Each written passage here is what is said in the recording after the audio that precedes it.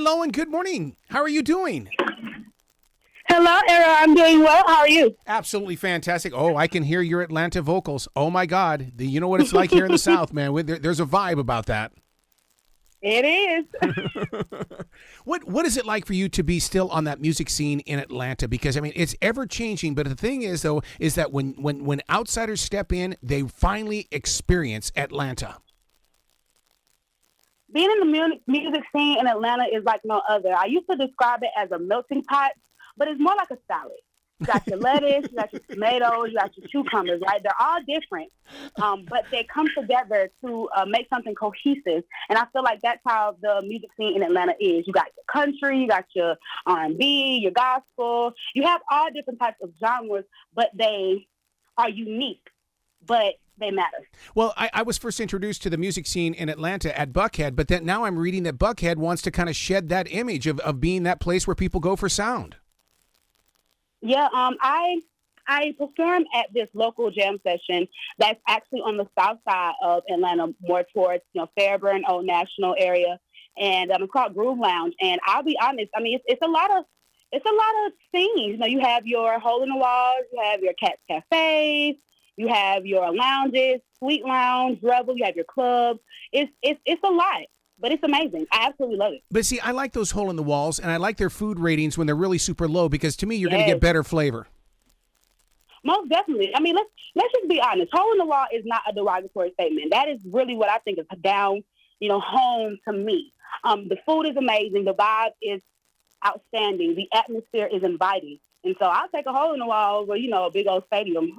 Have you ever played over there at the Varsity? I have not played I have been to the Varsity to eat food. That's an Atlanta thing. If you're in Atlanta and you haven't eaten at Varsity, oh my God, you're not from Atlanta. Just the line to get in and to go through the entire experience is just amazing. Most definitely. Hot dogs, the orange slushie, and orange drink. I mean, it's amazing. Well, I like going just because I love the teamwork that's required in order to make that process work. And they just, how you can place your order and then how that food ends up at the other side is like, how'd that happen? Exactly. Teamwork, like you said. Growing up in church with parents that were ministers. Oh my God. I mean, I didn't have parents that were ministers, but having God in front of me when I was a kid was very important. But now you've got some people that they carried the word with them. Yeah. My mom and dad, they've been, with God their whole entire lives. My mother grew up her father was a bishop and my grandmother is a pastor. So God was always a part of our core and our roots. My father, he's a musician. My mother, she sings. So it was almost like destined to be, to create me. Mm-hmm. And don't you think, though, that the higher power God is using you now to step out there onto the streets like a true disciple? Because, I mean look at the way of the world right now.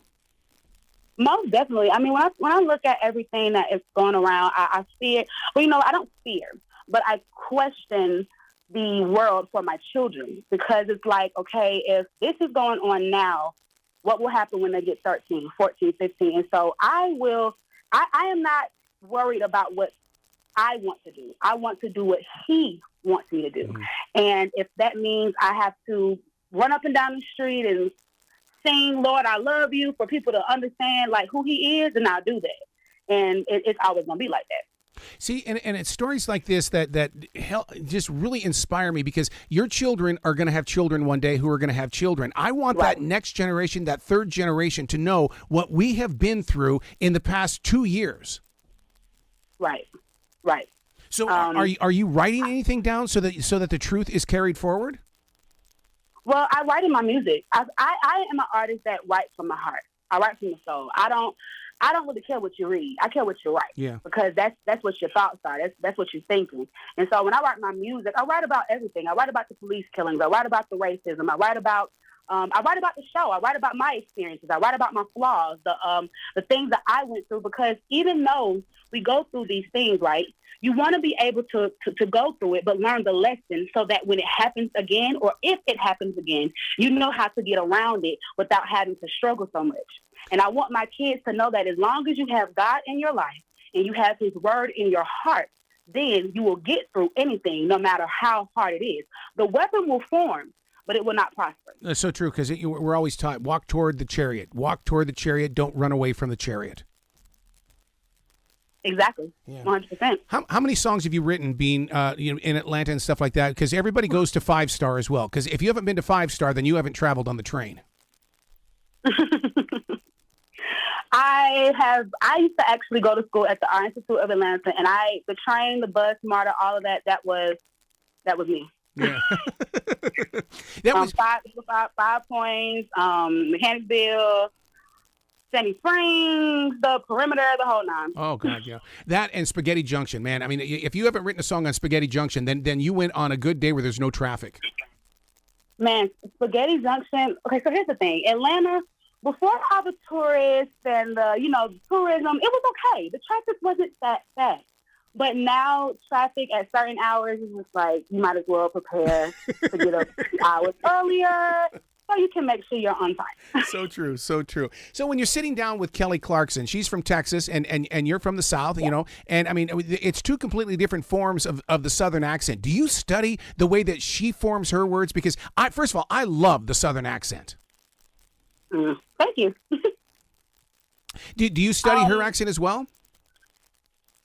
Do I study her accent? No, but I study the way she says her words while singing. Mm-hmm. So I noticed, I'm pretty sure you guys caught the coach's performance at the beginning of the show. Mm-hmm. And I looked at the notes that she was doing. I mean, the notes that she was doing were amazing, right? But it's the way the words came off. You were able to understand everything that she said, even with that southern type accent, and it was still accented in a way where he's like, oh yeah, I'm feeling it.